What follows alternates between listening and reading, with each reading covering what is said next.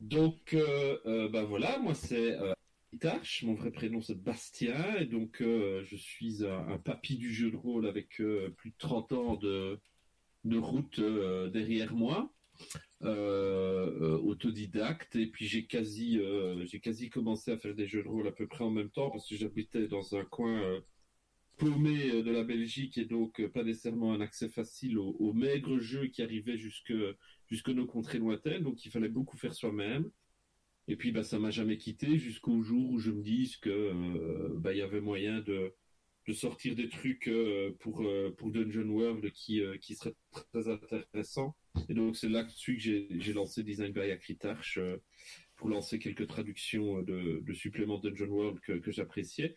Et puis, de fil en aiguille, ben, je suis aussi autour de jeux de rôle, et donc bah, maintenant on va aussi publier des choses qui sont plus personnelles, et puis alors des auteurs qui me font le plaisir de me faire confiance pour éditer leurs jeux et pour travailler sur leurs jeux avec eux. Voilà.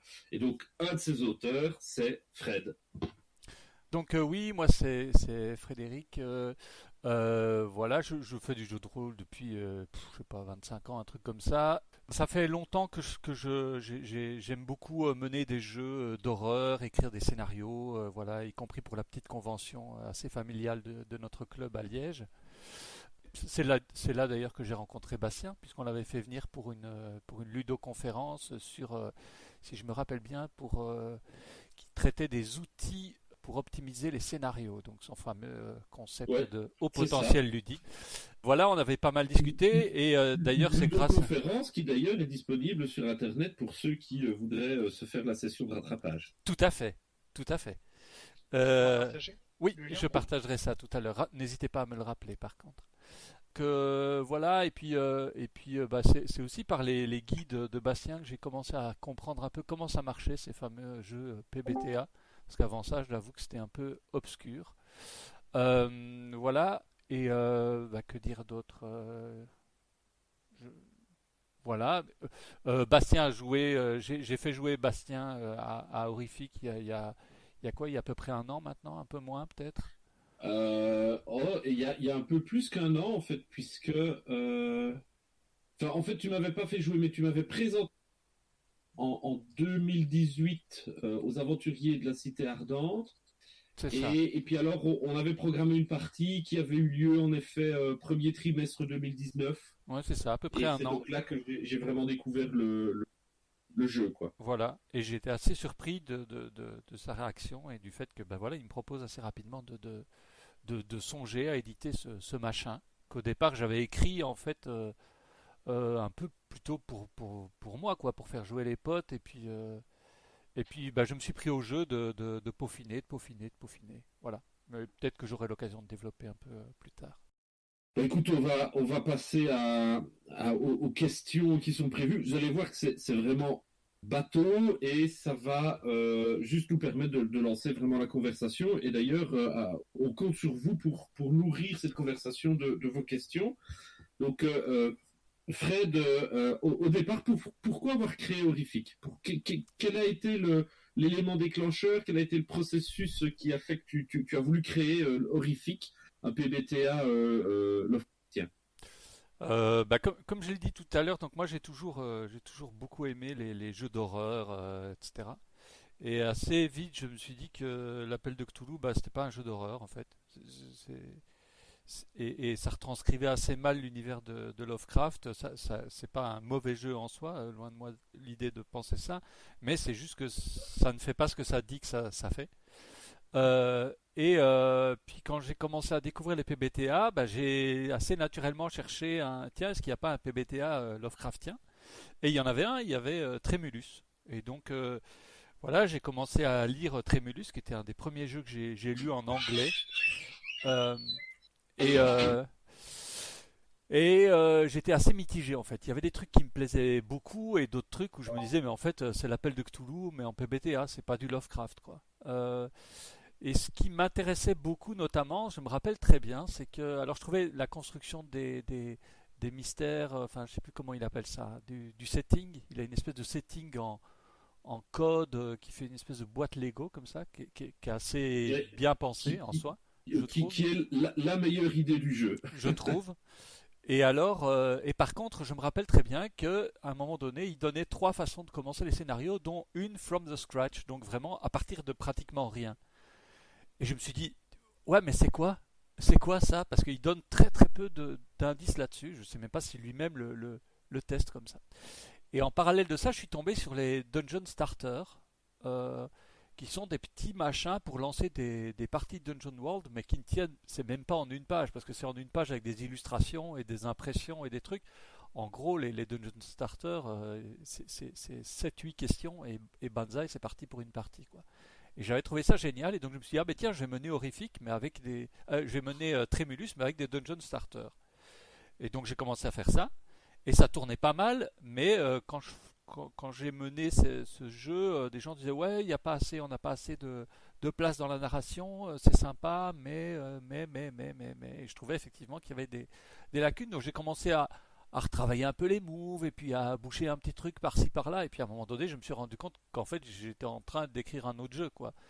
Mais ça s'est fait vraiment petit à petit et puis à un moment donné, bah, c'est grâce à l'auberge en fait que j'ai pu commencer vraiment à tester Horrific et à pas avoir peur de me planter. Et voilà, parce que au départ, oui, enfin voilà, j'ai jamais écrit de jeu de ma vie, quoi. C'est le premier, quoi.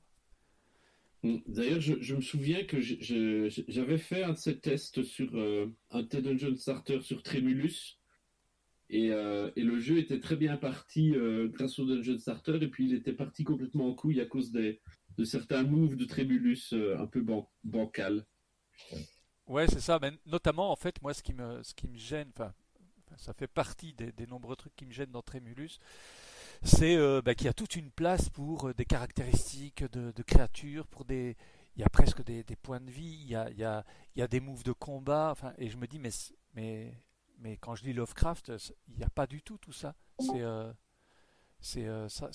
ça n'existe pas dans ses écrits. Ces trucs-là, les combats. Pourquoi est-ce qu'il doit y avoir des combats absolument? Pourquoi est-ce que ça doit être écrit dans les règles en fait? Parce que à partir du moment où on l'écrit dans les règles, pour moi, ça veut dire c'est un appel pour les joueurs, quoi. Voilà. Oui, tout à fait. Donc, Fred, alors, mais pourquoi est-ce que tu as choisi un jeu passé par l'apocalypse? Parce que bon, pour faire de l'horreur, il y a d'autres solutions ludiques, d'autres solutions en termes de jeu de rôle. Donc, pourquoi un jeu de rôle propulsé par l'apocalypse? Alors, moi j'aime, bah, comme la plupart des gens qui ont des enfants et puis une vie de famille et tout ça, ben, on a moins de temps pour beaucoup moins de temps pour préparer ces scénarios, voilà. Et je trouve que les jeux propulsés par l'apocalypse permettent une toute petite préparation pour beaucoup pouvoir jouer derrière, en fait. Ça, c'est une première chose. Et puis après, à un moment donné, c'est quand même poser la question de, tiens, est-ce qu'il faut un meneur ou pas? Est-ce que c'est vraiment un PBTA? Est-ce qu'il faut un meneur ou pas? Et en fait, je me suis dit, mais même si le meneur ne connaît pas au départ les tenants et les aboutissants des mystères, c'est quand même important qu'il y ait un meneur. Et quand je joue sur table réelle, je joue même avec un petit paravent, même si j'ai pas au départ de secret, mais ça me permet de prendre mes notes et les joueurs, les joueuses ne voient pas ce que je note. Et je trouve que ça provoque quelque chose quand même de l'ordre du secret. Il y a quand même un truc mystérieux à découvrir et le MJ reste quand même une adversité contre laquelle, enfin, pas qu'il ait une adversité, mais que le fait que l'adversité soit dans ses mains, ça produit quand même une autre dynamique que si tout était géré collectivement. Voilà, alors sans doute il y aurait aussi eu d'autres façons de créer les jeux. Il se fait que le PBTA pour moi était un vrai outil facile à prendre en main pour adapter l'univers de Lovecraft, quoi. Est-ce que j'ai des dés? Alors oui, j'ai deux dés, deux petits dés qui me servent à lancer en gros sur des. Parfois, si je veux lancer sur mes. Par exemple, j'ai des fiches de cadre, un village isolé, un huis clos, ce genre de truc, ou des lieux.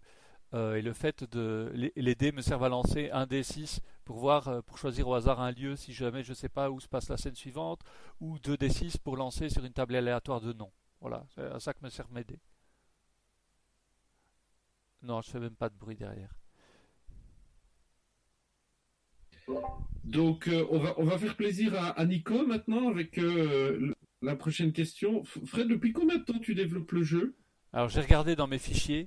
euh, j'ai trouvé des fichiers de mars 2018, donc ça fait plus de 2 ans. Ouais.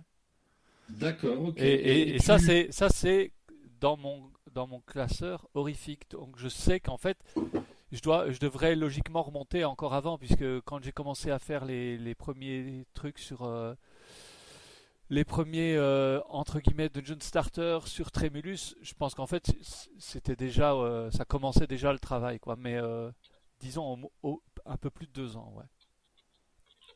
Ouais, mais enfin, c'est comme toute chose, à un moment donné, il faut bien choisir Voilà. un point qu'on détermine comme étant le point de départ de la chose et en avant, quoi, hein. Yes. Ok, donc, tu allez, tu en es à la quantième version, là, au doigt mouillé? Oh là là.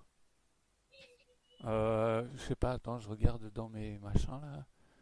Là, Déjà. je commence à avoir des questions pointues, hein. Ouais, ouais, c'est fou. Oh là là! Je dois être à, je sais pas, la, la 15e, 20e version, par là, quoi. Mais ça dépend quand est-ce que tu considères que c'est une version, quoi, tu vois. Est-ce que quand tu bouges un move, est-ce que ça a changé de version ou pas? Mais je suis repassé beaucoup dedans. Et alors, depuis que c'est des cartes, depuis que la plupart du jeu s'appuie sur des cartes, et ben à chaque fois, quand je bouge des trucs, et je dois réimprimer des cartes, redécouper des cartes, remettre les cartes dans mes petits sleeves. Dans tes petits protège-cartes? Voilà. Et donc j'ai toujours une session bricolage quand je refais une nouvelle version du jeu. Et la plus grosse difficulté que j'ai rencontrée durant la conception du jeu, euh, c'est une bonne question ça. Euh, En fait, je crois que la plus grosse difficulté, c'est lié au cheval de bataille de Bastien, c'est-à-dire comment écrire le moins possible de trucs et que ce soit le plus efficace possible. Comment faire pour que essayer de expliquer le moins possible les choses, mais que les mécaniques de jeu, les moves notamment, produisent, que ce soit les moves de MJ ou les moves de PJ, comment est-ce qu'on s'assure que ça produit le type de fiction qu'on veut, à savoir des personnages, des kidam, qui sont plongés malgré eux dans un mystère qui les dépasse et qui vont s'enfoncer dedans et se rendre compte trop tard qu'il ne fallait pas le faire, en gros. Et que ça fasse ça à chaque fois et que ça soit amené par les joueurs, les joueuses, et que le MJ soit juste là pour renvoyer la balle et les surprendre de temps en temps. Donc c'est la concision, c'est vraiment la concision qui est difficile.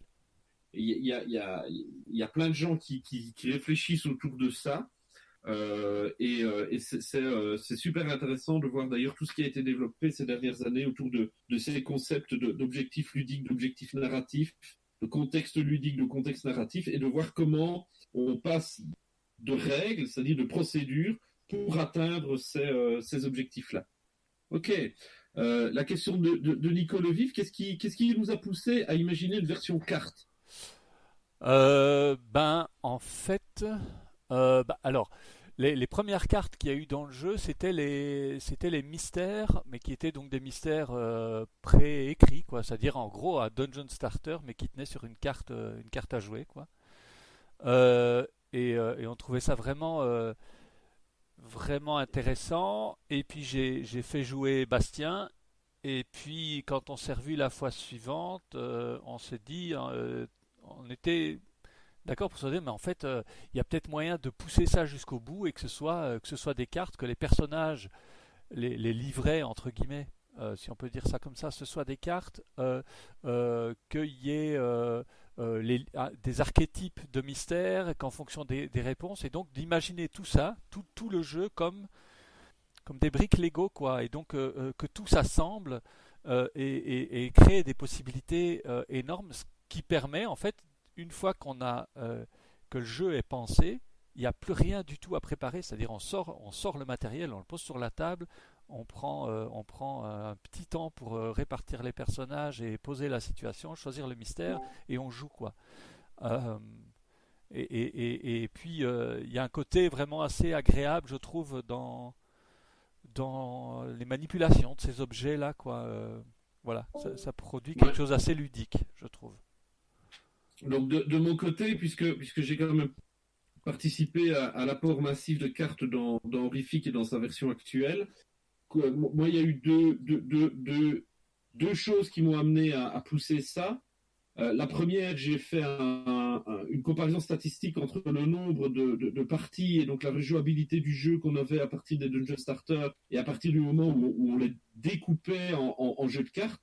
Je me suis rendu compte qu'à ce moment-là, à condition évidemment que toutes les combinaisons soient intéressantes, ben on multipliait par 16 000 le nombre de parties différentes qu'il y avait moyen de faire.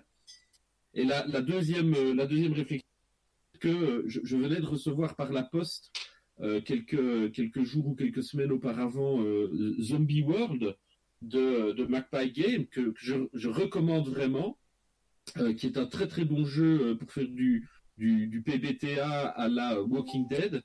Et donc là, le jeu est basé vraiment sur les cartes, hein. Il y a un livret dedans, mais qui est juste pour dire qu'on vous explique un peu comment ça fonctionne. Mais sinon, tout le jeu tourne autour de cartes. Et je m'étais dit, bah ouais, voilà, pour moi, c'était l'évidence même. À partir du moment où je voulais avoir quelque chose d'ultra modulaire, avoir des cartes, c'était l'évidence même. Alors, j'avais moi-même des expériences ludiques inabouties auparavant, mais là, ça a vraiment été le déclencheur. Donc, en amenant ces deux réflexions-là et en les confrontant avec les idées de Fred, on s'est vite rendu compte que c'était probablement une très bonne idée, la voie à suivre, et je pense qu'on ne regrette pas, hein, Fred? Ah, pas du tout, non. Pas du tout, c'est super gai d'arriver à la table et puis de dire, bon, voilà, alors qu'est-ce qu'on va jouer comme mystère aujourd'hui? Est-ce que vous voulez le choisir ou le tirer au hasard? Parce que les cartes permettent ça aussi. Et la plupart du temps, les joueurs adorent ça, quoi. De dire, ah non, non, on tire au hasard. Je sais pas, ça doit provoquer quelque chose, une petite prise de risque, j'imagine. Et donc de tirer au hasard, ils vont jusqu'à tirer au hasard bah, le mystère, le cadre, le caractère du personnage, son occupation, son nom, son portrait, tout ça en piochant des cartes.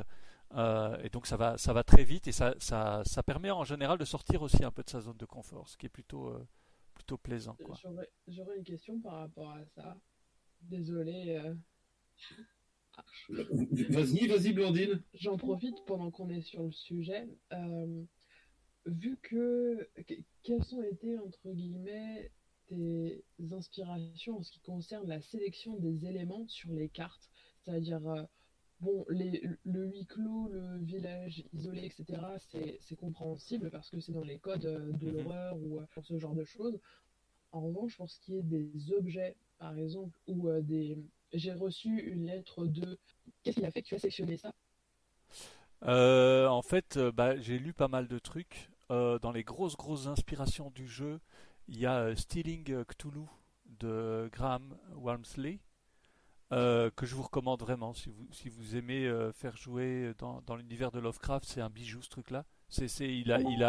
Il a analysé, condensé, synthétisé, extirpé vraiment les structures des histoires de Lovecraft et une façon, des principes pour les adapter en jeu de rôle. Donc c'est vraiment très intéressant. Euh, Lovecraftesque aussi a été un déclencheur. Euh, et d'ailleurs, Lovecraftesque s'inspire beaucoup de Stealing Cthulhu. Et puis, dans le bouquin, dans l'édition chez Bouquin Lafon de Lovecraft, du recueil de Lovecraft, il y a à la fin l'art d'écrire selon Lovecraft. Et il détaille, il y a un moment donné où il donne, mais c'est 2 ou 3 pages écrites tout petit, de pitch, ou d'accroche d'histoire qu'il n'a en général jamais pris le temps d'écrire pour la plupart. Et donc voilà, c'est en brassant tout ça, en lisant, en notant sur un bout de papier, ah ouais, si je lis ça sur une carte, ça me donne envie de jouer tout de suite. Ah ouais, ça j'imaginerais bien. En gros, dès que quelque chose me donnait envie de raconter ou effectivement me faisait partir sur l'univers de Lovecraft, bah, je le notais, je le mettais sur une carte, quoi. Mais pour moi, ça doit être, les cartes doivent être encore les cartes, je parle des cartes d'étrangeté, donc celles qui reprennent des objets ou des personnalités ou des événements, etc. C'est encore un truc sur lequel je dois repasser quelques couches, quoi. Et je recommande aussi la lecture du livre de Welbeck sur Lovecraft, qui est vraiment très très bien. Ok, super. Il y avait Phil qui avait une question, une vilaine question. L'état actuel, que considères-tu le moins abouti et qu'as-tu le plus envie de peaufiner et de travailler dessus? Alors, là, j'ai commencé à m'attaquer à la rédaction pour transmettre tout ça. Donc ça, pour l'instant, c'est objectivement ce qui est complètement en chantier et à peine entamé. Donc ça, c'est clairement le moins abouti. Après, si on est en termes pendant les parties que moi je mène, c'est-à-dire où j'ai pas besoin de transmettre à part aux joueuses, voilà. Si on met de côté tout ce qui est de l'ordre du graphisme et de la typo et tout ça, qui sont quand même importants sur des cartes, bah, je dirais justement les cartes étrangetés, quoi. Pour moi, c'est la prochaine chose que je dois Ouais. retravailler en profondeur, quoi. Donc, une chose que n'a pas dit Fred, mais que je pense peuvent témoigner tous ceux qui ont joué avec lui, qui ont eu le plaisir de jouer avec lui, que ce soit dans la vie réelle ou sur Roll20, c'est que Fred prend beaucoup de soin dans la manière dont il prépare ses parties et dont il prépare les aides de jeu de ses parties. Et donc, quand on joue avec lui dans la vraie vie, il a un tout petit écran qui ne permet pas de le cacher lui, mais qui permet de cacher les notes qu'il prend et dans lesquelles il a évidemment des références, qui met tout de suite dans l'ambiance, non pas parce qu'il y a une belle image à couper le sou par un illustrateur à 2000 €, mais simplement parce qu'elle est bien choisie, elle tombe bien dans l'ambiance. Il choisit la musique, il tamise la lumière, et alors il dépose aussi l'horloge de l'horreur au centre de la table. Il fait tout pour que on soit nous joueurs tout autant immergés dans le jeu que nos personnages et autant que possible. Et pareil avec son board de Roll20 qu'il partage d'ailleurs gracieusement avec ceux qui veulent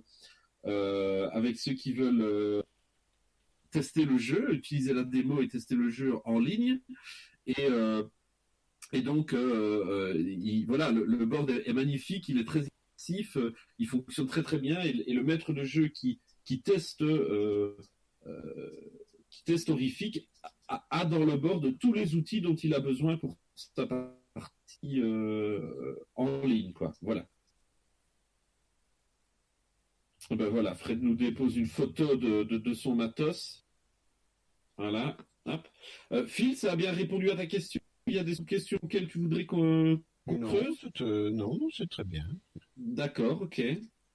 Alors, Nicolas Vif demande, est-ce que dans le produit final, il y aura les deux versions du jeu, donc la version quick et la version normale? Ben, on n'a pas encore décidé. On n'a pas décidé, mais en fait, je me suis dit assez vite que je voudrais faire une version. Je voudrais que dans la boîte, il y ait. Parce qu'on part plutôt sur une boîte, évidemment, puisqu'il y a des cartes. On verra après ce que donnera le financement. Mais en gros, moi, ce que je me suis dit, c'est qu'il faudrait forcément la version complète du jeu. Mais j'abandonnais pas l'idée d'avoir des mystères clés en main, c'est-à-dire des trucs où on prend juste une carte, on se pose pas toutes les questions, ça permet de démarrer plus vite. Et alors il y a un jour ou deux, je me suis dit mais en fait la version quick play que je développe là, en fait c'est un truc clé en main. C'est déjà un truc clé en main avec des pré-tirés, avec tout ça, et qui permet de démarrer très très vite, quoi. Donc en fait, je crois que ça me demandera pas trop de travail de mettre les deux versions, quoi. Oui, enfin là maintenant de nouveau, il faudra voir un peu en termes de possibilités de financement. On verra bien. Voilà. Là pour le moment, donc on est vraiment en train de travailler tout ce qui est autour du game design et de comment dire tout ce qui est l'approche, j'ai envie de dire sémantique du jeu. Et Et puis alors, quand tout ça ce sera fini, on passera vraiment au développement en termes là de graphisme et d'ergonomie et de matériel de jeu. Et c'est là qu'à mon avis, on va commencer à pleurer et qu'on lancera le financement participatif pour pouvoir nous aider à avoir la trésorerie pour sortir tout ça, quoi. Voilà. Donc on répond à la question de Nicolas Leuf par rapport au financement participatif. Oui, évidemment, Horrifique va être financé par financement participatif.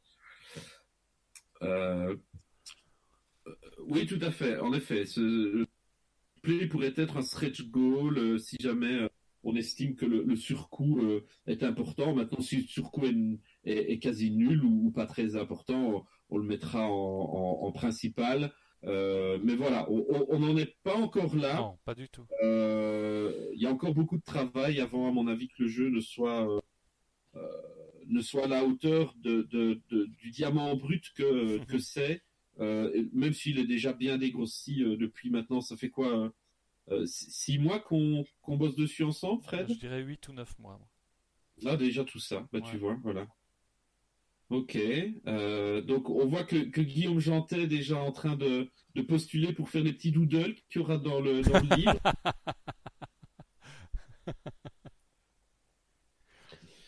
Donc Guillaume, si tu veux devenir un illustrateur du jeu, il va falloir un D4 non euclidien, s'il te plaît, d'accord? Je l'ai fait pi. Tu as fait pi, oui, c'est très très bien ça.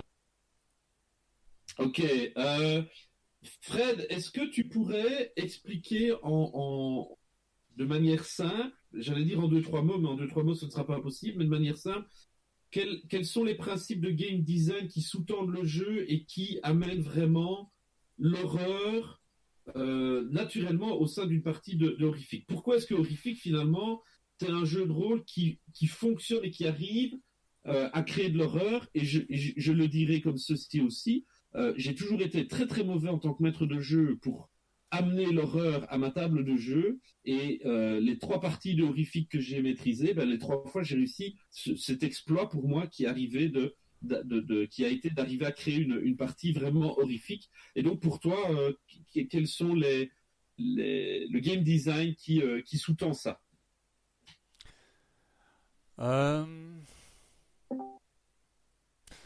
Pour moi, en fait, c'est une espèce de ruse, c'est-à-dire c'est de prendre au pied de la lettre ce truc de pose des questions comme un malade et rebondit sur les réponses. Et le jeu est complètement appuyé là-dessus, en fait, sur poser des bonnes questions, poser des questions ciblées. Et donc c'est là-dessus que je prends pas mal de temps, quoi. C'est travailler les questions. Euh, j'ai l'impression que je réponds pas tout à fait à la question, justement. Alors, c'est une partie, et puis il y a aussi des mécaniques de jeu qui créent l'horreur, me semble-t-il. Oui, c'est ça. Donc il y a effectivement les moves qui sont particuliers au jeu. Avec, je montrerai peut-être tout à l'heure la différence entre le move évaluer la situation de base telle qu'elle était dans le jeu, c'est-à-dire de manière assez générique, et puis comment on l'a retravaillé avec Bastien. Mais il y a 2 éléments qui sont vraiment particuliers au jeu. Le premier élément sur quoi toute la gradation de l'horreur s'articule, c'est l'horloge de l'horreur. C'est une horloge assez classique à l'Apocalypse World, donc avec 6 cadrans, voilà. Sauf que dans Stealing Toulouse, il parle bien d'une progression linéaire, une progression en courbe de l'horreur, et pas une progression d'horreur comme dans les films d'horreur actuels avec des grands pics et puis on retombe et puis on remonte un grand pic et puis on retombe. Chez Lovecraft, c'est pas ça du tout, c'est une espèce de courbe qui commence très lentement et puis qui à la fin devient exponentielle. Et donc pour essayer de faire en sorte que toutes les parties reproduisent ça, le MJ, en fonction de l'avancement de l'horreur, le MJ n'a pas droit à tous les moves. Plus l'horloge va se remplir, plus ça va débloquer des moves violents vis-à-vis des PJ, de leur entourage. Ça, c'est une chose. Et ensuite, l'horloge va conditionner aussi le type de découverte que les personnages vont pouvoir faire, les éléments qu'ils vont pouvoir amener aussi dans le jeu. Donc, par exemple, au début, eh bien, c'est interdit d'amener des cadavres dans l'histoire. Pas de PNJ blessés, les personnages ne peuvent pas voir leurs biens dévalisés. Euh, voilà, tout au mieux, s'il y a du surnaturel, ça va rester vague, lointain, raconté par des gens dont on ne peut pas vraiment croire qu'ils soient tout à fait fiables. Enfin voilà. Et plus on va avancer dans l'horloge, et plus le surnaturel va pouvoir prendre sa place, plus la violence va pouvoir prendre sa place, et donc le wagon va pouvoir dérailler. Ça, c'est un des deux gros piliers du jeu. Et l'autre mécanique qui est implémentée et qui vient un peu mettre le chaos dans tout ça, c'est les points d'obscurité, euh, qui ont sans doute à voir de loin avec les points fate. C'est-à-dire ce sont des jetons, le MJ peut en avoir jusque 3, et ce sont des jetons que les joueurs vont lui donner parfois en conséquence de certaines actions. Et avec ces jetons, le MJ va pouvoir soit intervenir alors qu'il n'en a normalement pas le droit, hein, puisque comme dans les PBTA classiques, c'est sur certains échecs ou quand il ne se passe rien, ou. C'est assez codifié, quoi. Et les points d'obscurité permettent de casser cette règle. Elles permettent au MJ de faire des actions plus violentes que celles auxquelles il aurait droit en fonction de l'horloge.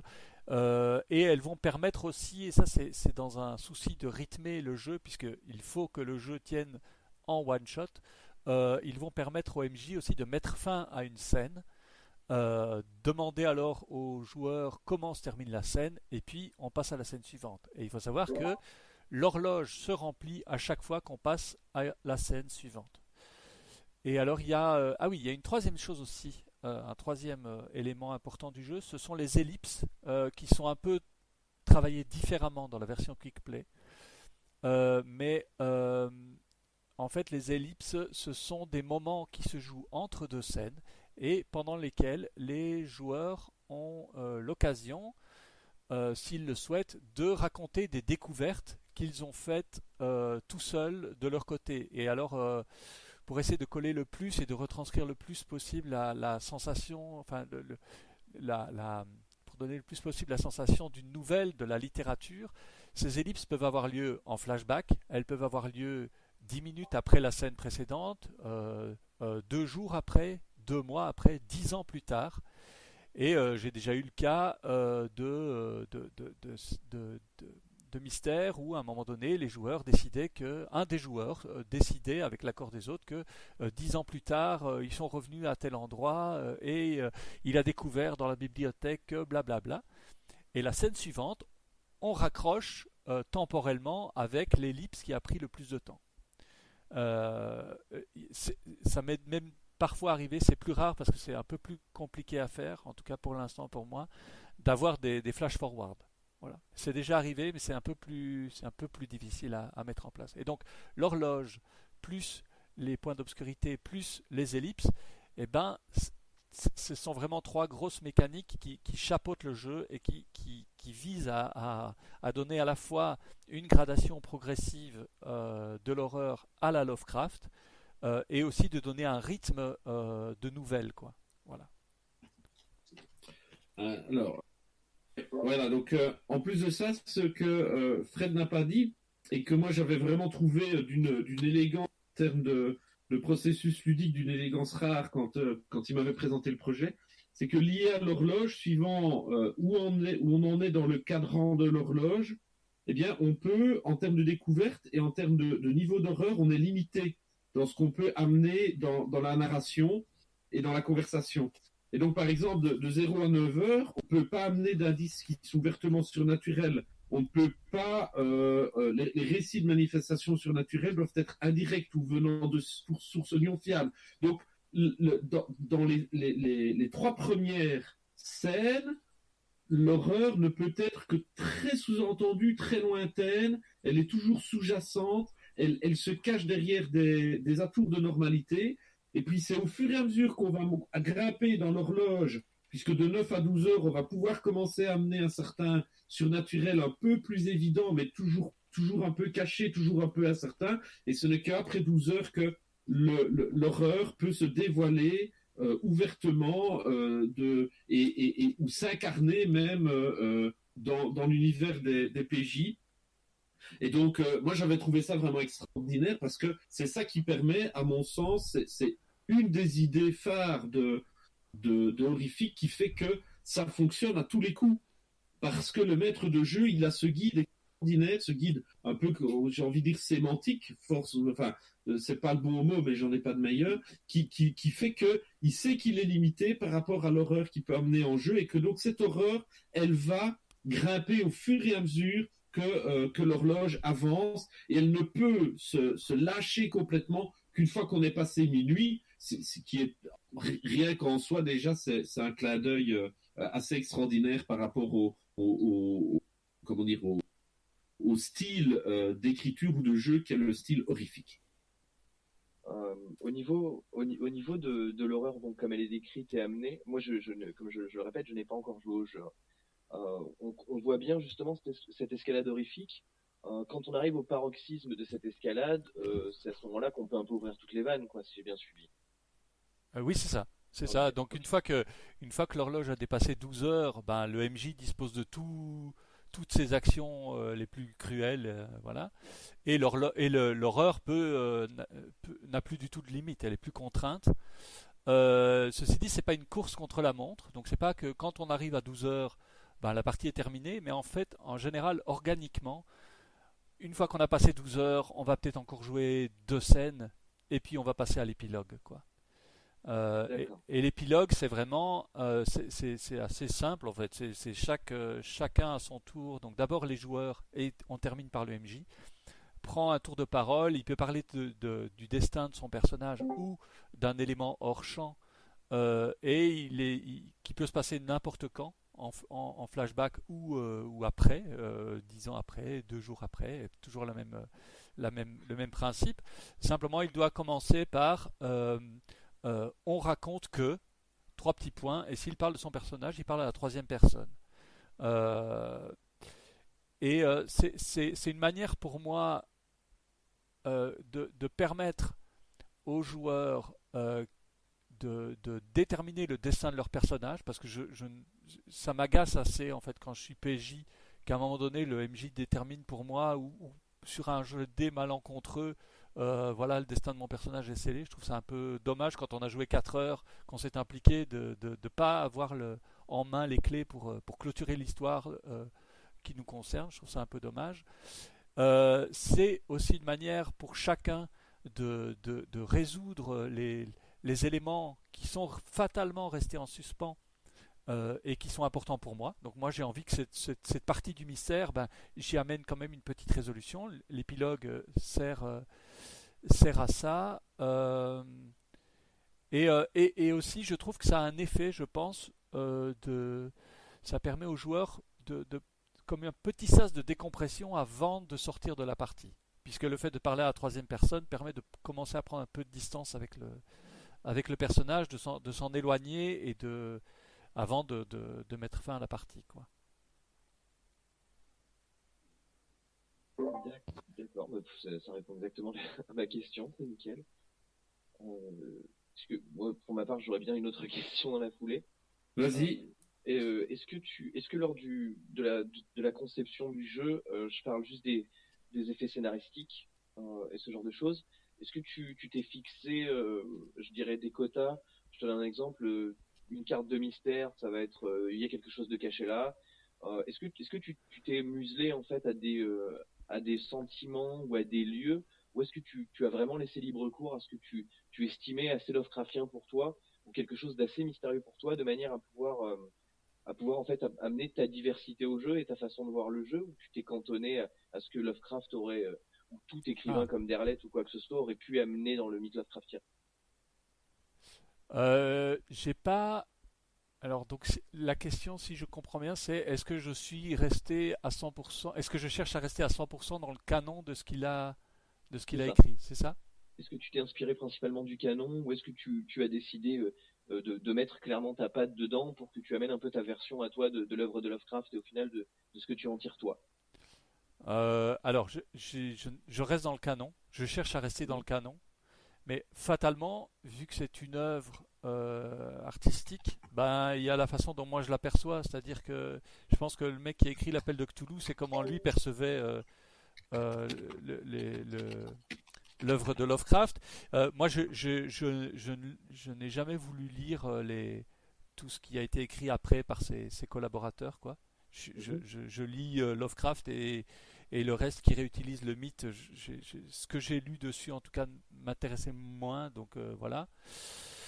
Donc du coup, j'ai pas, par exemple, il n'y a pas d'adaptation. Le cadre historique, par exemple, c'est de 1890 à 1930, a priori.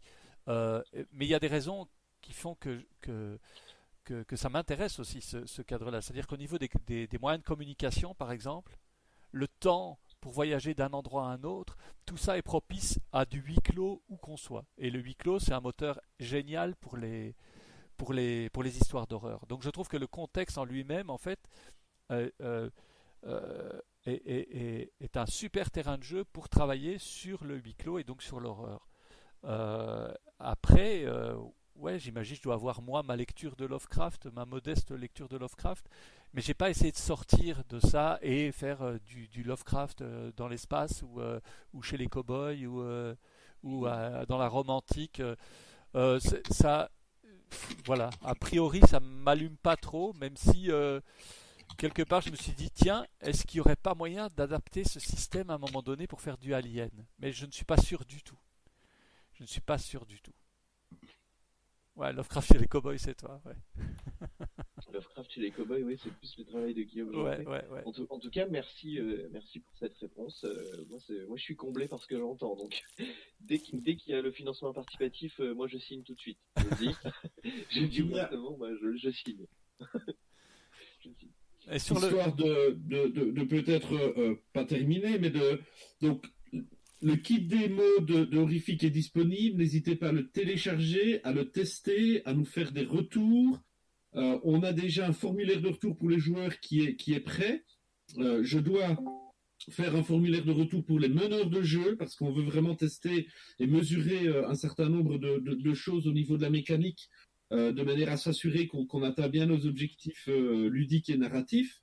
Il y a le serveur Discord de Horrific et en plus de ça, Fred lance régulièrement sur l'auberge virtuelle des parties de Horrific et on peut également lui demander pour en organiser. Et ceux qui ont la chance d'être dans cette merveilleuse région qui s'appelle la Belgique, eh bien, dès qu'on sera déconfiné, on pourra recommencer à faire des parties entre soi avec bière belge, chocolat belge et humour belge. Voilà. Bah, ça semble être un très beau programme aussi. Ça semble être un très bon programme. En tout cas, merci pour les réponses aux questions. C'est vraiment. J'allais poser la même question que Nico. Vous acceptez les touristes? Oh oui, bien sûr, avec beaucoup de joie. L'hospitalité belge est mondialement superbe. C'est génial. Ben voilà, je ne sais pas, est-ce qu'il y a encore des questions? Est-ce qu'il y a encore... Oui, des questions? Alors moi, j'aimerais bien, mais j'ai encore plein d'obligations. Donc, étant donné que je me suis inscrit sur le Discord, j'en profiterai pour poser mes questions là-bas. Ouais. Je vous remercie en tout cas pour la petite conférence. Moi, je vais repartir m'occuper des stands et des invités. Si vous avez la moindre question, faut pas hésiter aussi à passer par moi pour les stands ou quoi que ce soit d'autre. N'hésitez pas. Merci encore. Okay, super. Merci beaucoup, Solstice. À bientôt. Pas de mal. À bientôt. Merci beaucoup. Ok, ben s'il y a plus de questions, un dernier mot peut-être, Fred ou... Oula. Non, bah, n'hésitez pas à venir sur le Discord. Si vous avez des questions, n'hésitez pas à les poser même là-bas. Les retours sont les bienvenus. On aura besoin à un moment donné de MJ qui testent le jeu de leur côté. Voilà. Donc, je pense que le meilleur moyen de rester en... moment, on en a déjà besoin. Hein, donc, n'hésitez pas à vous manifester. Voilà. Ben, on a déjà Blandine qui se manifeste. Voilà. Super. Merci, Blandine. Une bande son idéale pour les MJ qui veulent proposer des parties. Non. Je pourrais réfléchir. Je vais réfléchir et je peux poster ça dans le Discord, prendre le temps d'y réfléchir. Si jamais c'est possible aussi éventuellement de vous faire une copie du board sur lequel je peux vous passer MJ pour la version démo. Voilà. Ce qui vous Tout à permettrait fait. de le tester sur Roll20, quoi. Ok. En termes de bande son, peut-être en regardant dans les films, les films allemands des années 20, comme j'ai plus les mais les chasses du comte Bartok, j'ai plus les titres exactement. Euh, Tous ces films, enfin Nosferatu et tout ça, il y a peut-être moyen de trouver des musiques qui soient un peu angoissantes et qui soient vraiment dans l'ambiance années 20, années 30. Oui, mais j'ai une banque, hein. J'ai une énorme banque de musique. Pour moi, jouer sans musique, c'est juste impossible, en fait. Ça stimule l'imaginaire et c'est quelque chose qui travaille les joueurs pendant la partie sans qu'ils en aient forcément conscience. Ouais, j'en ai une banque énorme, mais là, les citer comme ça serait un peu compliqué. En général, je tuile en fait. Je fais dans mes parties, j'ai différentes musiques. J'ai une musique avec vraiment une mélodie, puis je rajoute dessus des tapis en fonction du niveau de tension et éventuellement des effets sonores. Voilà. Et c'est pour ça que j'aime aussi Roll20 parce que ça me permet d'avoir une grosse playlist avec pouvoir lancer les effets quand je veux, etc. Ok. En tout cas, merci à tous et toutes d'être passés par là. Ouais, c'est super Ça cool. nous a vraiment bien fait plaisir de pouvoir présenter le jeu et vos super questions et puis vos remarques positives ou même moins positives, vos questions dérangeantes ou sympathiques. C'était vraiment très très chouette. Merci beaucoup à vous et puis bonne convention à tous.